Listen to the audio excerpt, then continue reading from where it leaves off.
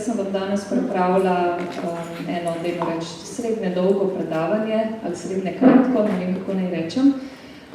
Čas za današnje druženje imamo do 3:30, ampak to ne pomeni, da bom jaz do 3:30 tukaj govorila, ampak sem nekako načrtovala, da bi svoje predavanje predstavila v dobre pol ure oziroma največ 45 minutah in imamo potem še preostali čas za vaše vprašanja, za pripombe, komentarje, karkoli vam pride na misel oziroma karkoli boste želeli vprašati. Tako da lahko me pa tudi vprašate že vmes. Zdaj, kje je doma mikrofon? Aha, ok. No, če bo kakšno vprašanje že vmes, jaz nimam problemov s tem, me lahko prekinete, me lahko vprašate. Prav. Ok.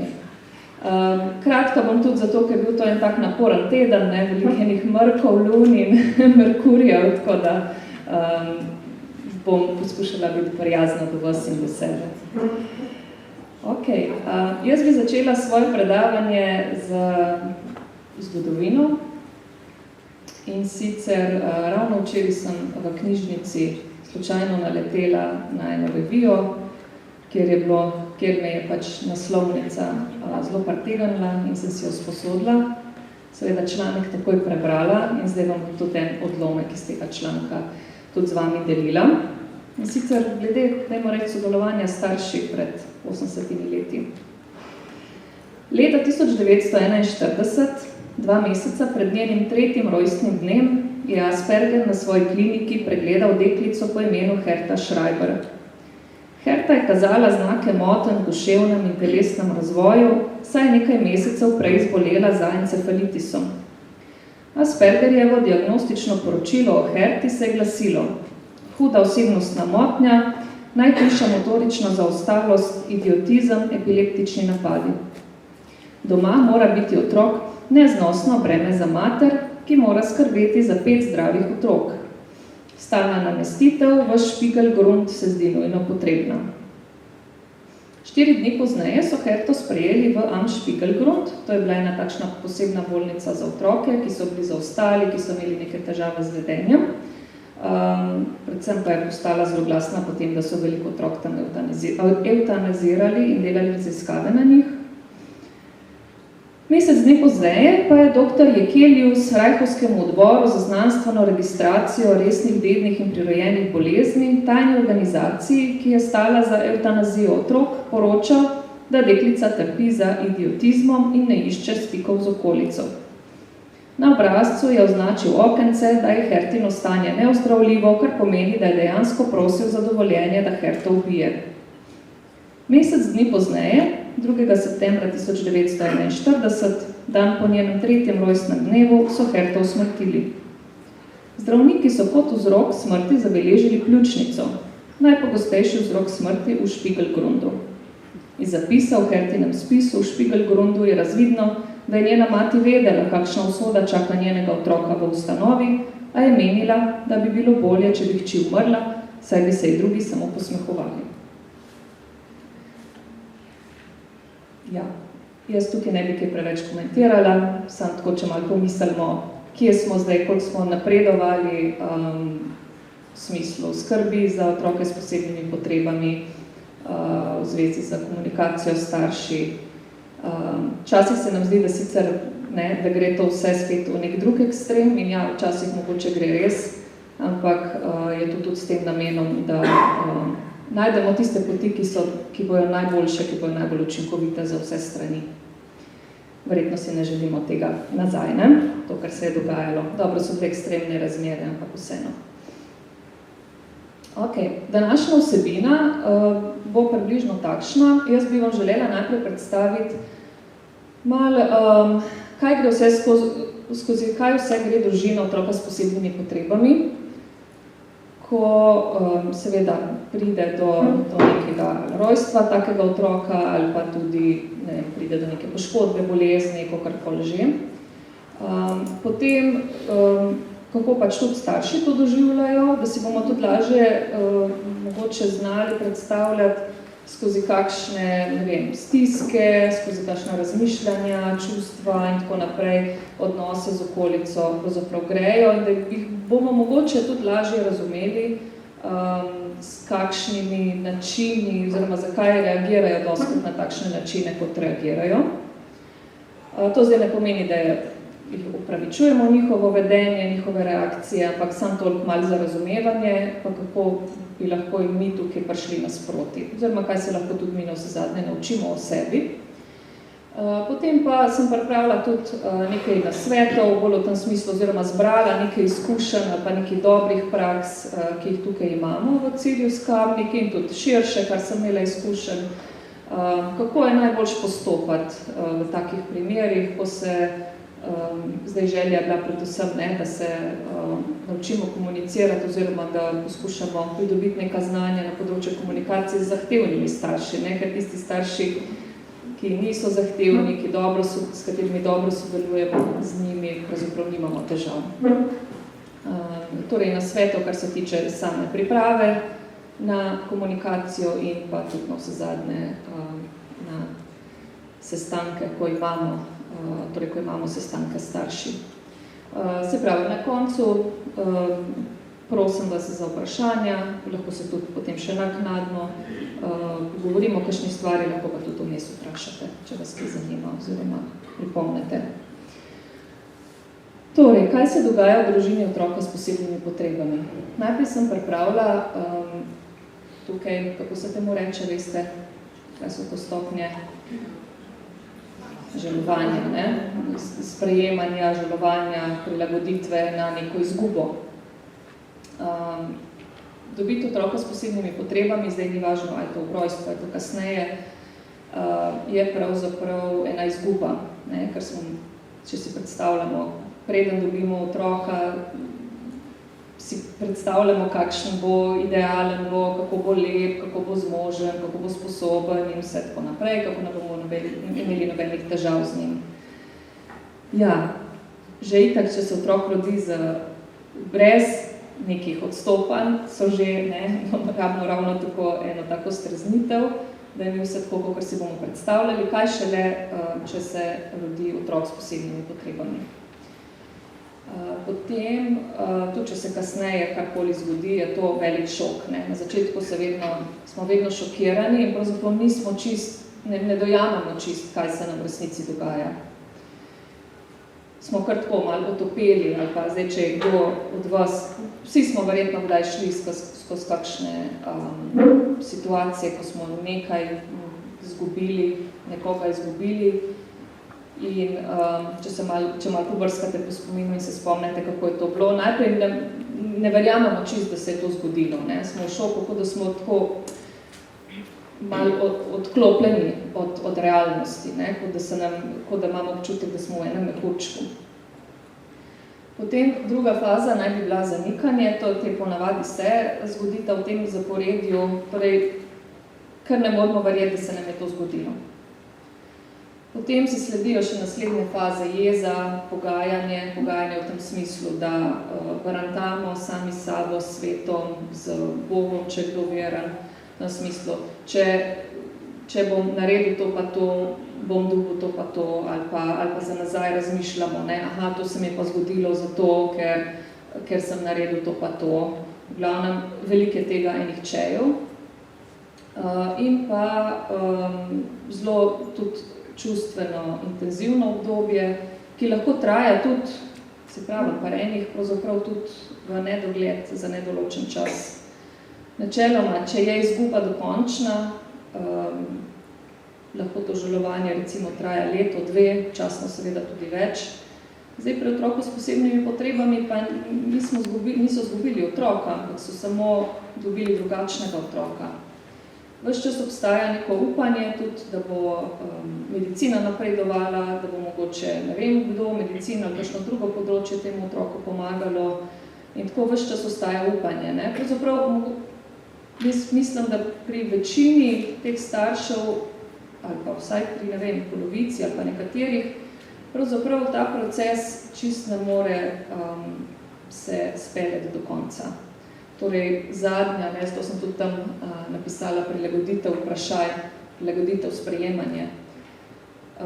A je to sploh kdaj dokončno pri starših za otroki s posebnimi potrebami? Te faze se lahko tudi v drugačnem vrstnem redu pojavljajo in lahko se tudi večkrat ponovijo, ne? Enkrat in iste. Enkrat ene in iste. Tako da, zdaj, če ste že, ne, če si poskušate predstavljati, kaj, oziroma če tudi svoje izkušnje, recimo, poskušate umestiti, ne, v to, kar vam zdaj predavam, da je to seveda en velik stres. En hud stres, ki se pravzaprav ne konča, ampak se vedno znova, oziroma kar traja, ali pa so mogoče obdobja, ko je tega stresa manj, oziroma so obdobja, ko je tega stresa več. Ampak ta stres se ne neha. Ne? Pravzaprav nekateri starši pa verjetno doživijo prav en travmatični dogodek ob tem, ker lahko da otroka oživljajo, lahko da ne, skoraj umre, lahko se to večkrat zgodi, lahko gre na več operacij. To je pravzaprav prav travmatičen dogodek. In kar je pač še hujš in ves čas se pojavlja tudi ta dolgotrajen stres. Kako pa mi zdaj reagiramo, ali pa če se vi sami sebe spomnite v nekih obdobjih dolgotrajnega stresa ali pa večjega stresnega dogodka ali pa večjih takšnih manjših različnih stresnih dogodkov, kako ste se takrat počutili? Kako ste takrat odreagirali? Kaj ste takrat razmišljali? Zelo značilno je za takšno stresno obdobje en občutek stalne tesnobe, velike enih skrbi, velike enega neprijetnega počutja, razpoloženja, tudi lahko pride do kakšnih hujših duševnih stanj, depresije, včasih celo kakšnih živčnih zlomov, če lahko tako rečem. Potem velike enih negativnih razmišljanj o prihodnosti, o sebi, kaj se bo še vse zgodilo, katastrofiziranja in tako naprej. Kaj pa, če doživimo travmatičen dogodek? Kaj pa potem? In če se ta razvije v neko posttraumatsko stresno motnjo? Ravno tako. Vse to, kar sem že do zdaj naštela in še marsikaj hujšega, recimo, doživljamo nočne more, imamo, ne vem, neki spomini na ta dogodek, na te dogodke, lahko jih je več, se nam vsiljujejo. Mi se poskušamo tem mislim in tem spominom in tem predstavam izogibati, ampak to ne gre vedno. Se kar pojavijo same, ali pa nas ene situacije, eni ljudje, eni dogodki spomnijo na njih. Hude težave s spanjem, tudi že pri stresu, se veste, takoj, ko je malo več stresa, marsikdo lahko odreagira s tem, da ne more zaspati, se zbuja po noči, se prej zbuja. Vemo, kako to vse vpliva na naše duševno stanje. Kako smo razdražljivi, kako hitro izbruhnemo, ne? Na vsako malenkost lahko izbruhnemo. Kako imamo tudi, predvsem po travmi ali pa res v nekih hudih stresnih dogodkih, imamo občutek, da nas noben ne razume, da občutek, da smo odmaknjeni, izolirani od drugih. Občutek, da ne bomo nikoli več srečni, zadovoljni, da prihodnost nima upanja, da nas nič več ne veseli. In to je to verjetno, kar ti starši ves čas doživljajo. Ne? Ves čas. Nekateri si seveda poiščejo pomoč, nekateri so bolj rezilientni, kako rečemo, odporni, nekateri pa kar vztrajajo v tem in se ti stresi kar nalagajo. A se zdaj mogoče malo boljše lahko predstavljate, zakaj pa eni odreagirajo, tako kot odreagirajo. In so zdaj mogoče malo bolj jasne. Da to niti ni težko rečemo temu, da je to, čeprav lahko si tako interpretiramo, oziroma lahko tudi tako izgleda, ne, da je to napad na nas, zaradi česarkoli. Ampak v resnici je pa to njihov modus operandi. Oni tako funkcionirajo, verjetno, ves čas ali pa večino časa. Poleg tega se pojavljajo tudi znaki na telesnem nivoju, od tega, da imajo marsikateri starš potem dobi neke bolezni, ki so lahko posledica oziroma je stres sprožilec, do tega, da se pravzaprav tudi njihovi možgani spremenijo, torej v hudih stresnih okoliščinah ali v traumatičnih dogodkih, če le-ti niso ustrezno predelani, se nam pravzaprav spremenijo tudi možgani. Kako pa se nam spremenijo možgani? Predvsem ti sprednji deli možganov, ki jim rečemo prefrontalni del, ki so odgovorni za to, da mi znamo svoje odzive dobro obvladovati, torej vedenje, čustva, da se mi znamo dobro povezovati z drugimi, da znamo kritično razmišljati, da se znamo odločati, da znamo presoditi ene stvari. Za vse to je ta prefrontalni del tudi odgovoren. In ta prefrontalni del se pravzaprav, lahko smo že samo vznemirjeni ali pa lahko smo samo jezni, lahko samo čutimo neko intenzivno čustvo in že takrat deluje z neko zmanjšano močjo.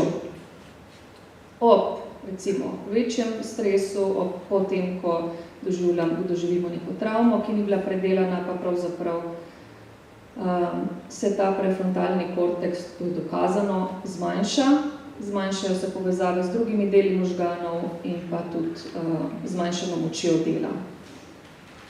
Torej, povečani so pa tisti predeli možganov, ki so odgovorni za to, da smo mi pozorni na nevarnost, da se hitro odzovemo na kakšne zelo neke znake, stresne okoliščine in sicer tako, da zbežimo, da se bojujemo ali pa zmrznemo. To je pa pač ta limbični sistem amigdala.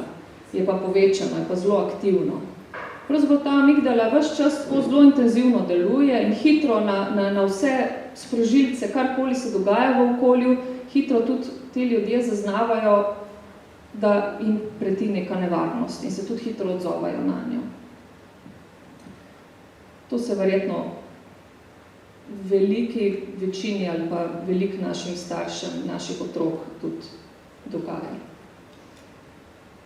Potem so še seveda posameznikove reakcije na prilagajanje, ponavadi ženske se malo drugače odzovajo kakor moški, ženske se bolj po lastnih izkušnjah, no in tudi po raziskavah, se bolj usmerijo v to, da poskrbijo za otroka, da tudi opustijo svojo službo, da opustijo svoje dejavnosti, ki so jih prej imele in pravzaprav ves čas posvetijo temu, da pomagajo otroku oziroma da se posvetijo njegovemu zdravljenju.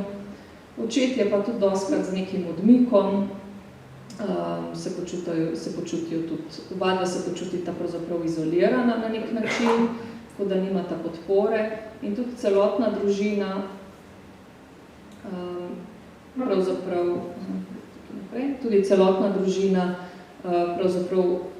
trpi zaradi ker to so seveda, to ne traja enkrat, dvakrat, to traja potem skozi leta in leta in se nabere enih stisk, nabere se enih takšnih posledic, vsega tega, kar se v družini dogaja, od tega, da je otrok veliko hospitaliziran, da je potrebno pravzaprav ves čas skrbeti za tega otroka, ta otrok navadno ne napreduje tako hitro kot njegovi sovrstniki, ki so zdravi, do tega, da mogoče ne dobijo dovolj neke podpore strani drugih ali pa da so celo mogoče odvisni od drugih, nimajo sploh tega občutka, da bi oni lahko kaj zmogli. Potem, kot sem že rekla, pride do spremenjenih partnerskih odnosov, dostikrat pride do ločitev, potem tudi navsezadnje občutek izoliranosti tudi zaradi tega, ker se zavedajo, da so drugačni, da imajo neke omejene zmožnosti, da jih noben ne razume ali pa redko kdo razume, marsikdo se tudi ne povezuje, dolgo časa recimo nekateri ostanejo nepovezani tudi s to skupino, s to populacijo, torej ostalih družin z otroki s posebnimi potrebami. Poleg tega pa imajo, in to so bolj spet opažanja naša, da imajo Torej, naši otroci, mislim, to niso opažene, to je dejstvo, veliko genetsko pogojene neke okvare, bolezni, ki seveda od nekje morajo prideti. In tudi pri starših dostkrat opazimo, mogoče ni v takšni meri, da imajo tudi njihovi starši lahko podobne težave. To ne pomeni, da so gibalno ovirani, ampak dostkrat pa pri kakšnih motnjah pozornosti, hiperaktivnosti, pri avtizmu in tako naprej, in tudi druge genetsko pogojene težave, ki se pravzaprav vlečejo iz roda v rod. In kako imajo pravzaprav že starši neko biološko podlago, ki ni ravno najbolj optimalna, in potem se jim še zgodi otrok s posebnimi potrebami in potem si znate predstavljati, kakšna kombinacija to pride ven. To zdaj ne pomeni, tako kot sem na začetku rekla, da so reakcije staršev ali pa obnašanje staršev, da je kakorkoli opravičljivo, ampak to imamo in s tem moramo delati. Zdaj, mi smo v najboljši meri lahko en tak dober zgled. Mi teh staršev ne bomo spremenili. Mi pa lahko z našim postopanjem, z našim vedenjem, pravzaprav lahko smo tem staršem nek model, kako naj bi to izgledalo. Zdaj, kako, a bomo imeli mi zdaj kakšen učinek, kakšen vpliv, tega v resnici noben ne ve, ampak poskusimo pa lahko. Torej, ko se srečamo z nekimi starši, jaz dostkrat dobim, mi povejo, pridejo do mene, recimo, da so dobili nek e-mail z nekimi zahtevami, nekimi obtožbami, obtoževanji in tako naprej. In to ponavadi leti na nekega posameznika. V prvi vrsti se mi zdi pomembno to, torej, verjetno se je staršev nekaj zgodilo, neko informacijo dobil, reagiral je verjetno impulzivno, ali pa so se te informacije malo nabrale, verjetno brez premisleka, spomnite se na tiste možgane prej, težko razmišljajo na en tak konstruktiven način in so pač napisali svoje mnenje, izbruhnili v tisti e-mail ali celo poklicali po telefonu ali pa celo v živo nekaj povedali. Seveda, takrat se lahko zelo počutimo ogroženi in tudi pravzaprav, ne vem, jezni, vse sort. To je odvisno potem od vsakega posameznika. Kar se mi zdi bistveno je to, da takrat, ko smo mi vznemirjeni, ko pride nekdo z neko tako držo do nas in potem postanemo tudi mi vznemirjeni, tudi mi ne moramo čisto dobro in jasno razmišljati. Zato je dobro, da se natreniramo, da v teh situacijah poskušamo reagirati tako čim bolj jasno, kratko, da seveda podamo nek odgovor, ampak da takrat ne podamo čist vseh informacij ali pa da obljubljamo neke stvari. Predvsem rečemo to, da hvala, kar ste povedali in da boste predali te informacije oziroma da boste neke informacije zbrali in da se bomo potem skupaj sestali oziroma da boste podali tudi nek odgovor staršem. Ste že kdaj na tak način odreagirali, verjetno? Ali imate občutek, da morate kar takoj nekaj odreagirati? Ja, s takšnim pritiskom in s tako željo pridejo ti starši, ampak pravzaprav lahko v takih primerih samo več škode naredimo. Ker neke stvari obljubimo, ki jih v resnici potem niti ne moremo in niti ne vemo v resnici dostkrat, kaj se dogaja in pravzaprav niti ne moremo si pravzaprav sami sebi več škode naredimo. Predvsem se mi zdi to pomembno, da staršem podajamo samo tiste informacije, za katere smo odgovorni, katere mi vemo, katere so z našega področja. To spet, zato je pa smiselno to, da se mi dobro pripravimo, da dobro pripravimo te odgovore za starše. Zdaj, če imate kakršnekoli stiske, prvo je to, da res date samo neko kratko jasno sporočilo, da boste podali nek odgovor, ampak da ne še takoj. In pa, če imate kakršnekoli stiske, da se tudi, oziroma v takih primerih tudi dostkrat skličemo sestanek strokovne skupine in predvsem to, da si te stiske malo podelimo med sabo. Zdaj, to je lahko nek bližnji sodelavec, najboljši je, da so ti sodelavci tudi iz iste strokovne skupine, torej ki tega otroka poznajo, ki poznajo mogoče tudi druge vidike, imajo druge informacije. ali pa da tudi stopite do šolske svetovalne službe, do psihologov, kliničnih psihologov, kakorkoli že.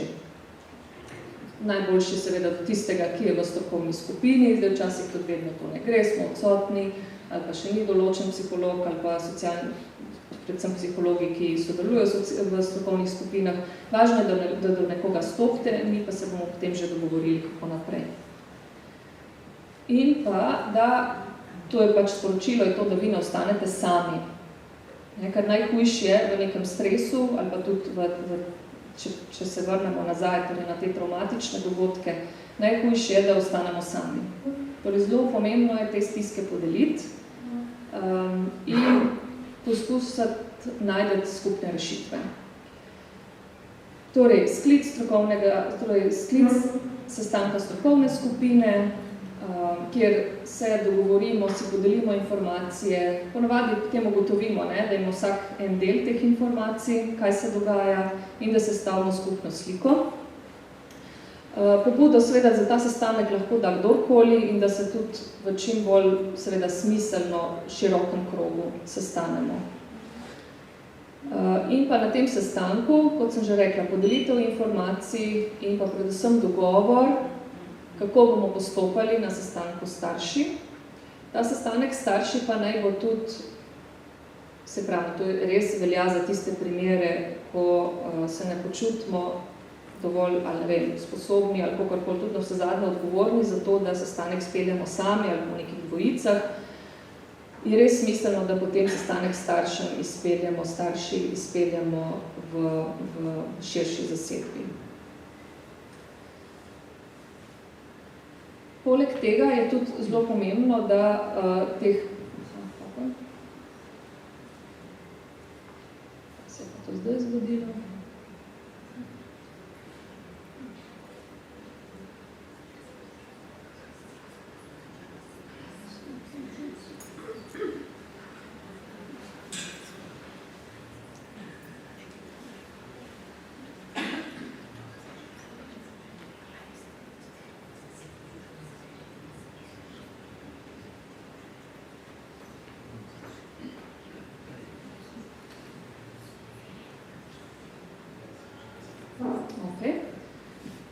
Poleg tega je bilo tudi veliko vprašanj ali pa veliko stisk že vezanih na to, da ste recimo dajali svoje telefonske številke zasebne ali pa svoje zasebne e-maile ali kakorkoli ste se oglašali tudi izven svojega delovnega časa. Tukaj se mi zdi zelo pomembno, da se res postavlja meje, ker starši vas bojo iskali ravno toliko, ker boste vi njim to dovolili. Če jim boste odgovarjali med vikendi, zvečer, v popoldanskem času, oziroma ko ste na dopustu, potem se bojo na to navadili. Če se bojo navadili pa na to, da vi odgovarjate samo v delovnem času, potem bojo pa tudi to sprejeli. Predvsem na teh sestankih strokovne skupine tudi govoriti o tem, kot sem že prej rekla, kdo je odgovoren za podajanje kakšnih informacij, če zadeve niso jasne. Včasih se pač dogovorimo, da samo eden ali dva pokličeta starše oziroma se sestaneta in se ta dva lahko povzameta vse informacije iz sestanka strokovne skupine. Zdaj v zadnjem času, oziroma ves čas se pravzaprav dogaja tudi to, da se pravzaprav pogovarjamo o starših, dijakih, učencih, tudi na hodnikih oziroma v prostorih, kjer to nima najbolj primerno. Kjer nas tudi slišijo drugi, a veste, učenci pa dijaki zelo vlečejo na ušesa. Tako vse, tudi kar se drugi njihovi sovrstniki pogovarjajo in tudi kar se mi pogovarjamo. Je vse zelo jih zanima, logično. Tako da tako postopanje ni ravno najbolj strokovno, tudi etično, no vse zadnje in pa nam lahko zavroči velike težave. In se mi zdi, da tudi če pogledamo svojega vidika, mi tudi ne bi želeli, da se v nas drugi ljudje pogovarjajo in nas ogovarjajo, tako da nas lahko slišijo še ostali.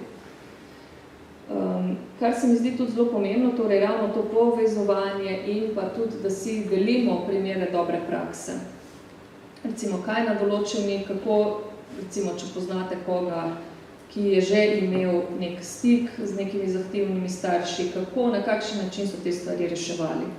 Kaj je tisto, kar je delovalo, kaj je tisto, recimo, kar ni delovalo. Seveda to ne bo delovalo pri vsakem staršu, pri vsakih starših, pri vsakem primeru, ampak če pa malo brainstormate, pa nabirate neke ideje, neke nasvete, imate pa potem nek nabor. In če imate vi nek nabor, ker ko smo v stresu, mi samo vidimo eno ali pa dve možnosti. Nekaj bleknemo, nekaj nehitro odreagiramo. Če pa se umirimo, lepo jasno razmišljamo, imamo sestanke, se nam pa ta nabor razširi. In če imamo mi en tak širši nabor enih možnosti, se tudi mi počutimo mogoče malo bolj suvereno, malo manj ogroženo in bomo tudi na sestankih starši pravzaprav bomo pristopili s čisto eno drugo držo. Kakor pa če nas bo strah, če se bomo počutili ogrožene, napadene, jezne. Vse te stvari je dobro v kakršnikoli obliki, ali z nekim sodelavcem, ali z šolskimi svetovalnimi delavci, psihologi, ali na sestankih strokovne skupine. Zdaj odvisno, kakšne strokovne skupine so si posamezniki dosti blizu, si lahko zaupajo takšne stvari, drugi ne. Se pravi, res zelo odvisno od situacije, da te stvari tudi predebatirate prej. No, pa potem pa še ena tema, ki se pravzaprav v zadnjem času zelo, o njej tudi jaz sama in tudi verjetno širše aktivno razmišljamo, da se pravzaprav tudi malo premalo vključujemo naše otroke in mladostnike v odločanje, torej v dogajanje, da jih seznanimo s tem, tudi ne vem, koliko jim starši doma povejo. Imam en tak občutek, da mi peljemo sami, torej skupaj starši recimo, ali pa mi tukaj sami, pa starši posebej, brez dovoljenja ali pa seznanjenosti otrok, kaj se bo vse z njimi dogajalo. Seveda, ko so otroci manjši, tudi velikokrat ne razumejo, naši še imajo določene posebnosti, tudi na področju razmišljanja, razumevanja. Ne moramo vedno čisto vse vključiti v odločanje v takšni meri, kot bi si želeli, ali bi bilo smiselno. Ampak, zakaj pa ne? Zakaj pa ne bi tudi vedno večkrat sploh mladostnike, pa tiste starejše osnovnošolce, da bi dejansko jih tudi povabili zraven na sestanke. Spet v kakšni obliki, kdo bi vse bil na tem sestanku, je odvisno od primera, ampak mogoče v razmislek, no. Jaz sem že na nekih sestankih tudi to izpostavila, oziroma smo tudi širše o tem govorili, tako da mogoče pa zdaj čas, da se tudi tukaj kaj premakne na tem področju. In pa, to je potem spet vezano na te sestanke starši, da je zelo smiselno, da tudi vsak sam pri sebi razmisli, kakšna prepričanja, pa kakšna stališča imamo do raznih staršev. Ali pa do staršev nasploh. In koliko ta prepričanja pravzaprav potem usmerjajo naše vedenje, kaj bomo rekli, kako bomo razmišljali, kaj bomo naredili. Tukaj zdaj jaz težko povzamem vsa ta prepričanja in misli in vedenja, ki jih imamo, ker jih seveda ne poznam in ima tudi vsak verjetno malo drugačna, ampak koliko je mogoče tudi smiselno o teh stvareh spregovoriti na sestankih oziroma v raznih oblikah. Zdaj, kako pa na teh sestankih starši lahko postopamo, oziroma kakšna naj bo naša drža. Zelo pomembna je predhodna, zelo dobra priprava, kdo vse bo prisostvoval v sestanku, kakšen bo dnevni red, torej o čem bomo govorili in tudi kakšno je naše stališče do neke zadeve, nekega področja, nekega problema, ki se je odprlo. Če se le da, naj se pri teh zahtevnih starših, naj se z njimi sestaja več ljudi, torej recimo vsaj 2, mogoče včasih bolj še več, in pa naj vsi približno, seveda ima lahko vsak z nekega svojega področja svoje strokovno mnenje, ampak naj bojo vsaj približno, vsaj na nekaterih področjih med seboj usklajeni. Na teh sestankih se poskušamo seveda ostati čim bolj mirni. Zakaj čim bolj mirni? Še enkrat bom šla na možgane. Takoj, ko smo vznemirjeni, seveda težje funkcioniramo, hitreje lahko se počutimo napadene, hitreje tudi napademo, hitreje se počutimo ogrožene in lahko pač sestanek se zaključi v smeri, ki ni najbolj ugoden pravzaprav za nobeno stran. Potem, če ostanemo mirni, bomo seveda tudi lažje govorili z nekim mirnim, jasnim, odločnim glasom. Če bomo vedeli, kakšno je naše strokovno mnenje, stališče, bo tudi to vse lažje. Torej, priprava je zelo, zelo, zelo pomembna. In predvsem to, da vemo, da nismo sami. Seveda se izogibamo na tem sestanku kakršnemukoli napadanju staršev in pa tudi na vsezadnje obrambi, dobro, mogoče v nekem minimalnem obsegu že, ni pa zdaj, ne rabimo se pa mi zagovarjati. Če mi delamo strokovno in če smo te stvari predebatirali in preverili, da dobro delamo, da vsi približno delamo v isto smer, potem niti nima smisla, da se tukaj branimo.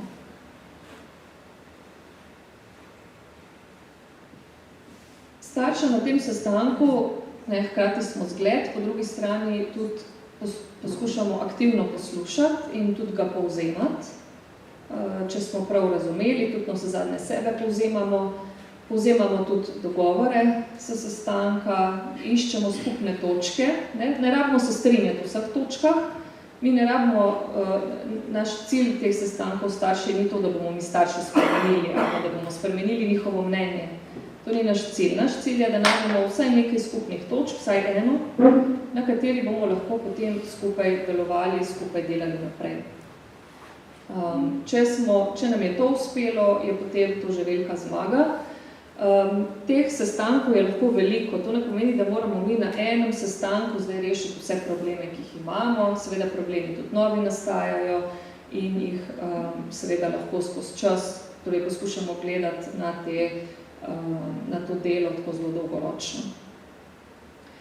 Seveda pa, če so starši tudi na teh sestankih napadalni do nas ali pa nas obtežujejo nekih stvari ali pa tudi, če so tako zelo reagirajo, impulzivno, da ne počakajo, recimo, da povemo do konca, se pa meni zdi tudi smiselno to, da jih vseeno ustavljamo, da poskušamo pomirjati situacijo, da skušamo res biti en tak dober zgled, da pomirimo tudi te starše oziroma da vsaj približno njihove te možgane poskušamo pomiriti in speljati vsaj približno na tisto pot.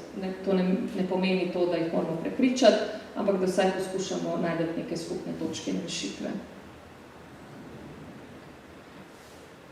Zelo pomembno se osredotočati na cilje, torej v kakšni smeri bomo delali, zelo dobro je treba povzeti tudi dogovore oziroma katerih vsebin smo se na sestanku, to lahko že prej na dnevnem redu, potem tudi na koncu še enkrat obnovimo in pa tudi kakšne rešitve smo dogovorili oziroma kakšne dogovore smo sklenili. Zdaj recimo meni se ni še to nikoli zgodilo, ampak če bi recimo sestanek postal zelo intenziven, lahko tudi naredimo odmor. Odmor nam vedno pomaga, da malo tudi zadihamo, da se malo pomirimo, pa lahko potem nadaljujemo, ali pa kot sem rekla, da je sestankov več. Zelo pomembno je, da stojimo trdno za svojim mnenjem, ker starši bojo tudi eden drugega začutimo. Če je nekdo negotov, pa če ni ravno siguren v to, kar govori, potem bo večja verjetnost, da bo tudi napaden, oziroma bo neka priložnost tukaj, da poskušajo starši spremeniti mnenje tega strokovnega delavca. Zato pa ravno zato je potrebno se prej uskladiti in tudi povezati z drugimi. Jaz imam dobre izkušnje s tem, da speljamo te sestanke starši, ki so malo bolj zahtevni ali ki so trenutno v eni taki stiski in se težko zberejo, da smo jih izpeljali v večjem številu in smo bili tudi pri tem uspešni, kolikor toliko. Jaz sem prišla tukaj s svojim predavanjem do konca.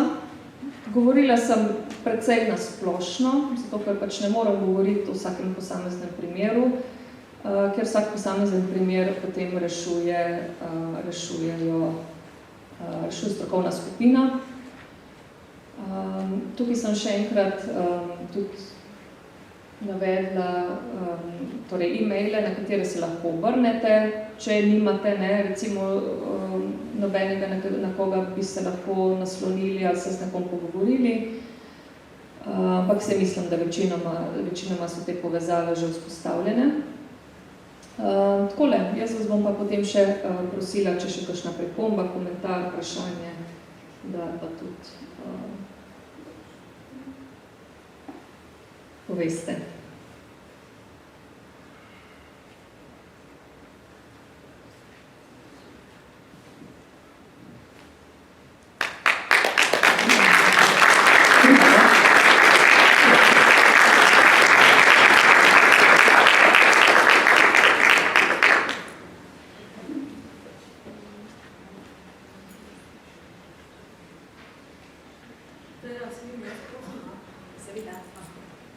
Ja, pride mikrofon.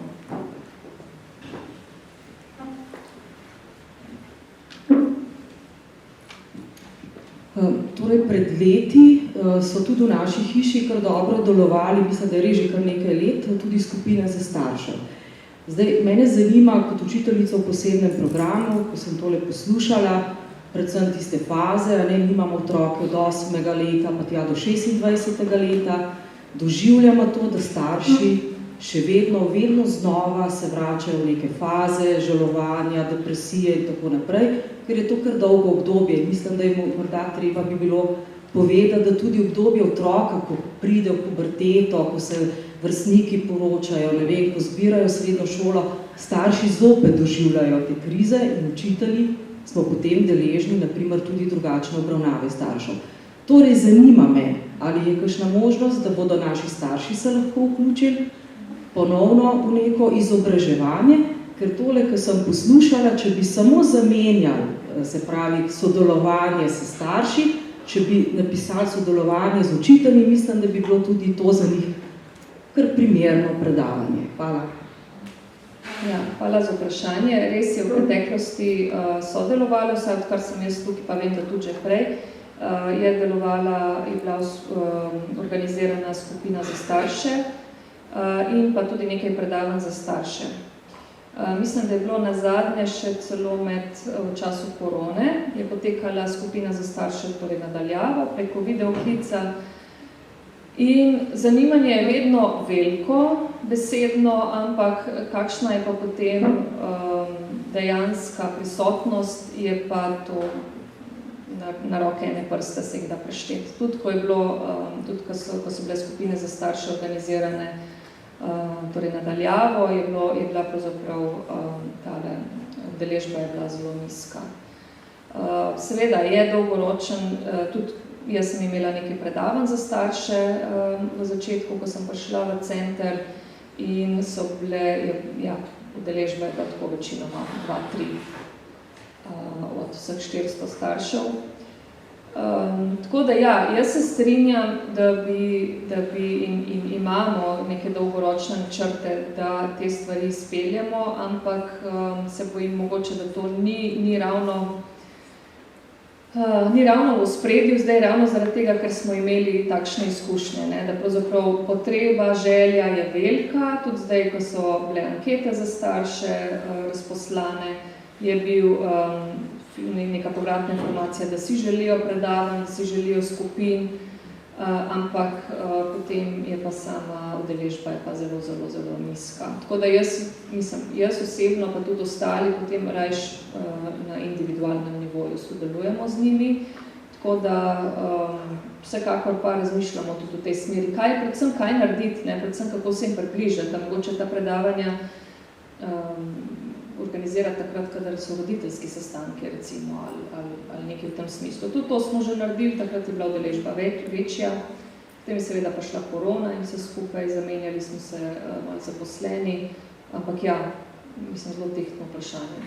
Tako zaenkrat bolj rešujemo na individualnem nivoju.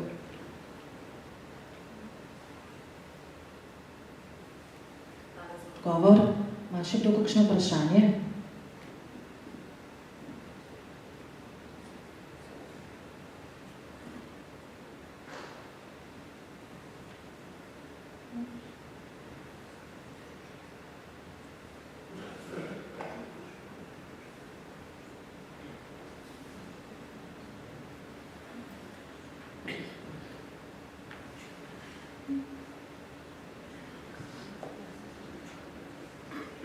očitno ni vprašanj.